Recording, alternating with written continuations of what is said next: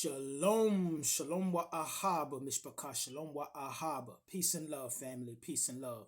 I would like to say shalom to the whole house of Yisrael, all 12 tribes scattered throughout the four corners of the earth, to wherever we've been driven to the lands of our captivity. I would also like to say shalom to the sojourners, the Gentiles, and the foreigners, and all those who give thanks, honor, and praises to the Elohim, or God of the Bible, and his only begotten Son, Yahushua HaMashiach, to whom many of you refer to as Christ. Hallelujah, hallelujah, hallelujah. May we praise Yahuwah. Mr. Picard, today I want to talk to you about a U.S. House of Representative from the state of Minnesota named Ilhan Omar, whom I like to call mentally Ilhan Omar, especially after I found out that many, or I think 49 to 51% of Somalis are born out of situations that most of us in the Western world would consider to be incest. I do think that there is something mentally going on with this woman and many of her people who we have allowed to come into this country. Now, mind you, let me give you first a public disclaimer to say that I do not have anything against immigrants or immigration, those who come in the right way. I have nothing against people who go through the process, come over here, build up a life, pay taxes, get a job, buy property, raise their family, learn the language, those that join the military and all of those, good, well-standing, naturalized U.S. citizens. This is for those people who we have allowed to come beyond our borders, who have no respect for our way of life and have begun to form a systematic way to steal from the United States taxpayer. I have no love for people like that. And this Miss Mentally Ilhan Omar, it is time, just like the title of this video, it is time for her to go back to Somalia, Mishpachah. Because the more I learn about what's going on in Minnesota and in Maine and wherever the Somali community has chosen to set themselves up, most of which have been in Democratic ran cities, that there is high levels of fraud all over the place. You understand that, Mishpachah? And I'm tired of being represented by people like this, and I really don't understand how this woman is even still in our Congress and in our government. You understand what I'm saying? When a Minnesota citizen proved a little ways back when she first got into office, that she lied about her birth date. You know what I'm saying? She said she was a naturalized citizen at the age of 17 and in the year 2000 when her father applied for citizenship, and they can't find his paperwork. And she changed her birth date from 1981 to 1982 after it was revealed that she was actually 19 years old when her father became eligible to be a citizen, which would mean that she would have had to do her own paperwork. She could not fall up under her father's naturalization because she was not a minor at the time he was eligible for naturalization. And mind you, they cannot find paperwork that says that he was ever even naturalized as a citizen. You understand that, Mishpachah? And not only that, this woman in her time in Congress has went from owing money in college debt.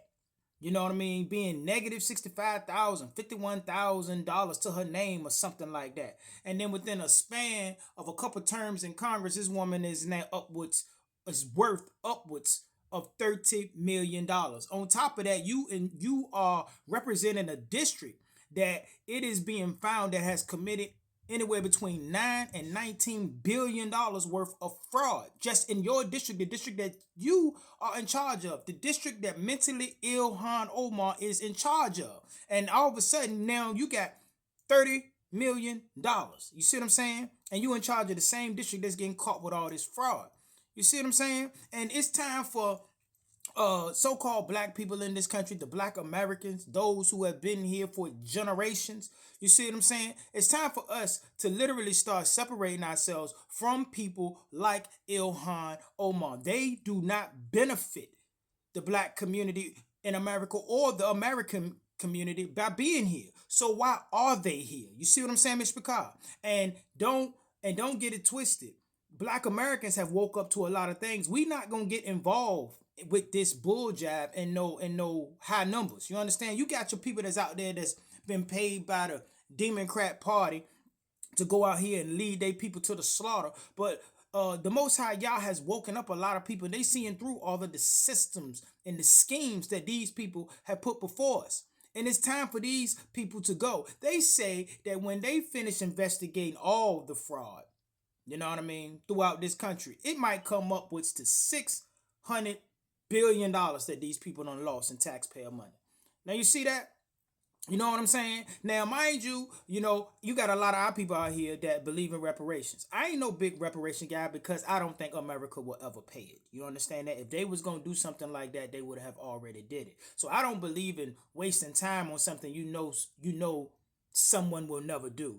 Asking somebody for something that they are never going to do. You understand that, Mr. Carr? That is why I don't get down with the whole reparation conversation. But how you gonna go to people and say, America, we just can't afford it when you can afford to lose $600 billion? You see what I'm saying? You're in a bad spot. And then what about those people who feel like college shouldn't be as expensive? We about to put our oldest one through the whole college thing. You know what I mean? I say now if they end up finding out that it's hundreds of billions of dollars that they done lost, say, 600 billion, you know what I mean? And you divide that by $50,000, you're going to get a number around 12 million or something. You see what I'm saying? At any given time, ain't about 19 million students registered in college in America. You see what I'm saying? So you mean to tell me you could go out here and get 12 million of those students, $50,000? You know what I'm saying? And depending on what college that they choose to go to, and you don't add in room and board, that's a partial scholarship, if not a full scholarship, depending on where a child or a student chooses to go. You see what I'm saying? So at a minimum, you got the ability to make college cheaper in this country when you have the ability to lose $600 million to these people that are over here stealing. You see what I'm saying? The United States of America is like a house built by two people. You see what I'm saying? For understanding reasons, let's just use white and black, okay? No, this is a house that was built by white people and black people, a white man and a black man. You see what I'm saying? And the white man, left a part of the house, or the best part of the house, to his lineage, his descendants. And the black man also left a piece of this house to his descendants. But both of these people are learning how to live together in the house that their ancestors and their forefathers built. You see what I'm saying? Then the black man, because there was no immigration from the 1920s, damn near up into the 1960s, the black man fought for his cousins abroad to have access to the American dream, or the supposed to be American dream over here, because America wasn't too into allowing so-called black folks around the world to immigrate to this country. So black people in America fought through the civil rights movement for that to even be a possibility. So then we fight for our cousins to be able to come up in here.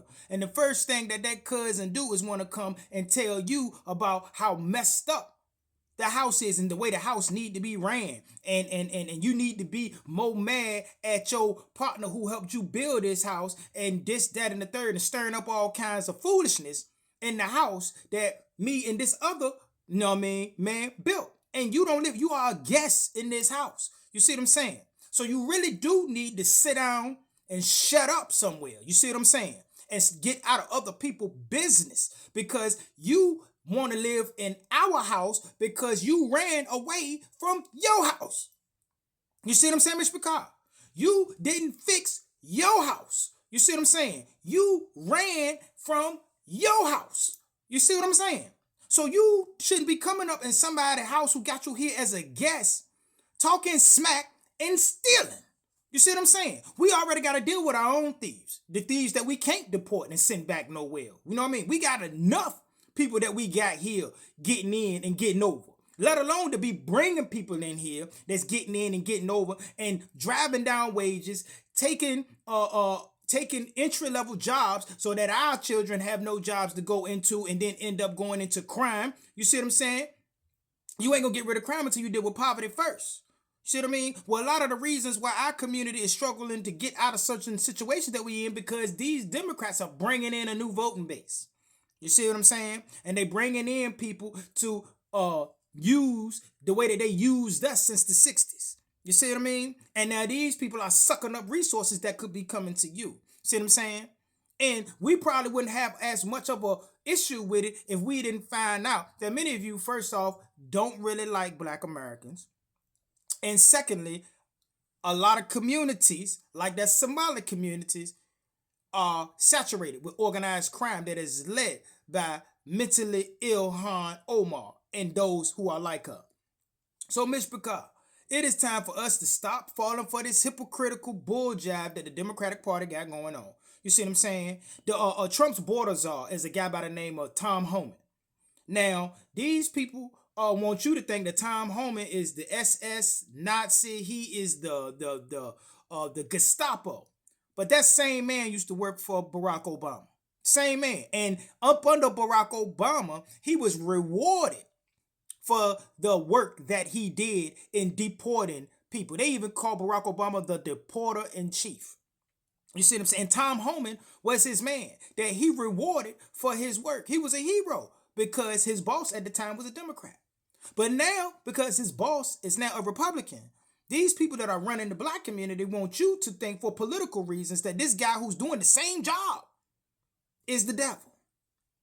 The hypocrisy of that alone should make you say, I'm not dealing with these people no more.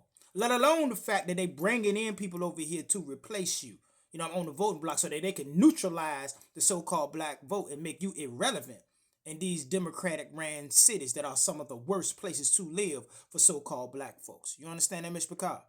It's time for us to start waking up to a lot of things. You understand? And realize that ain't no government gonna get us to where we need to get to.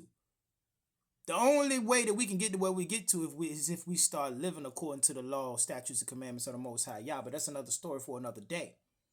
But until we get to that point, it is in our best interest to start really holding these people accountable that we put in power in our community and make sure that we starting to get things that are tangible back in return. You understand? And with that, Mr. Picard, I'm going to go ahead and get out of here. And always remember to keep the fire burning. A little more oil in my lungs. Hallelujah, Mr. Picard. Keep your eyes open. Stay prepared so that you don't have to get prepared. And remember that your redemption is near. Until we meet again, Mr. Picard. Kumar Yisrael. Kam Yasha'al. Raz Yisrael. Shalom, Shalom. Salam, Mr. Picard. Hallelujah.